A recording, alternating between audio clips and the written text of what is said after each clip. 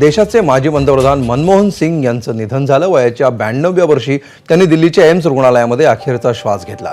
श्वसनाला त्रास होत असल्यामुळे त्यांना रुग्णालयामध्ये दाखल करण्यात आलं होतं। डॉक्टर मनमोहन सिंग यांचा जन्म 26 सप्टेंबर 1932 रोजी सध्या पाकिस्तानमध्ये असलेल्या पंजाब प्रांतातल्या गावात झाला। 1991 ते 1996 पर्यंत भारताचे मनमोहन सिंग हे अर्थमंत्री होते। पी.व्ही. नरसिंहराव यांच्या सरकारमध्ये अर्थमंत्री असताना त्यांनी देशामध्ये आर्थिक सुधारणांना सुरुवात केली होती।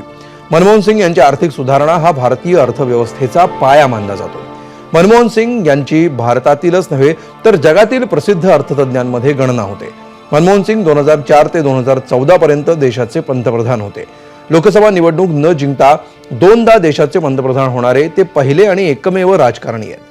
उपराष्ट्रपती, पंतप्रधान, गृहमंत्री आणि गांधी कुटुंबानं माजी पंतप्रधान मनमोहन सिंग यांच्या पार्थिवाचं अंत्यदर्शन घेतलंय। दिल्लीतील निवासस्थानी जाऊन त्यांनी आदरांजली वाहिली आहे। तर थोड्याच वेळात काँग्रेस मुख्यालयामध्ये मनमोहन सिंग यांचं पार्थिव आणण्यात येणार आहे।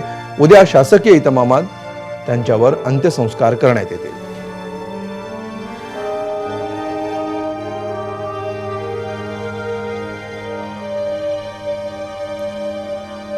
इस साल की शुरुआत में जब राज्यसभा में उनका कार्यकाल समाप्त हुआ तब मैंने कहा था कि सांसद के रूप में डॉक्टर साहब की निष्ठा सभी के लिए प्रेरणा जैसी है।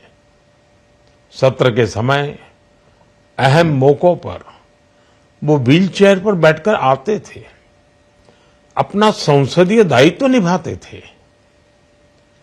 दुनिया के प्रतिष्ठित संस्थानों की शिक्षा लेने और सरकार के अनेक शीर्ष पदों पर रहने के बाद भी वो अपनी सामान्य पृष्ठभूमि के मूल्यों को कभी भी नहीं भूले।